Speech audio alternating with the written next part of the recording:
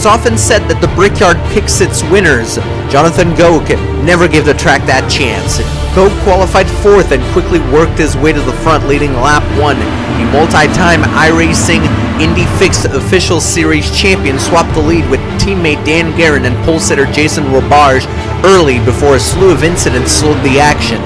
But once the race returned to green for the final time on lap 68, the most prolific oval racer in Lionheart history checked out, leading a total of 119 laps. Joe Hassert finished 2nd, just ahead of Dan Guerin.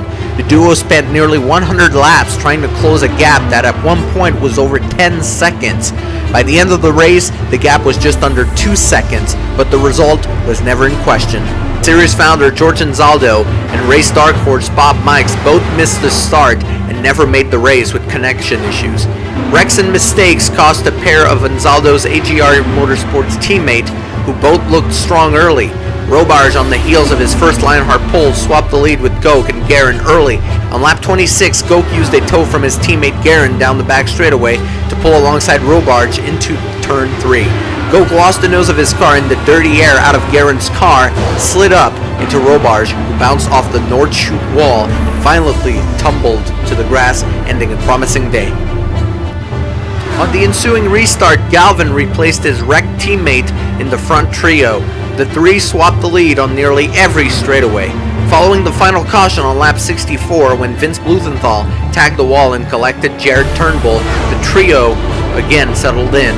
The Adrenaline Motorsports crew of Stouffer, Branch, Kinsella, and Tony Schowen also formed a group, and it appeared the prevailing offsetting strategies would be what determined the race win. But on the next round of green flag pit stops on lap 95, Galvin suffered a mechanical issue coming into the pits while downshifting. His DW12 slipped into reverse, causing him to lock up the tires and spin. Guerin narrowly avoided him. The spin, combined with Guerin checking up and losing his drafting partner, allowed Goke to open an unsurmountable lead. Galvin rebounded and finished 5th, inches behind Jake Wright in a photo finish. 4 cautions slowed the race for 12 laps. The first yellow flew on lap 6 when Hassert and Mitch Moeller touched in turn 1. Moeller spun into the outside wall, ending his race. Patrick Taylor lifted for the wreck, but his teammate Dustin Wardlow did not react quick enough and launched over the back of his Dragonfly racing partner and into the wall. On lap 15, Turnbull came up into Scott Bolster in the North Chute. Bolster was turned around into the wall, entering turn 4, ending his race. The tangle between Goke and Robarge brought out the 3rd caution, while Bluthenthal, self-wreck, brought out the final yellow. Contact between Chris Stouffer and Dave Barber on lap 11 ended the race for one of the league's most popular racers. Stouffer appeared to mistime a run out of turn 4, turning Barber into the outside wall and down pit road. A final wreck coming to the finish scrambled the back half of the top 10.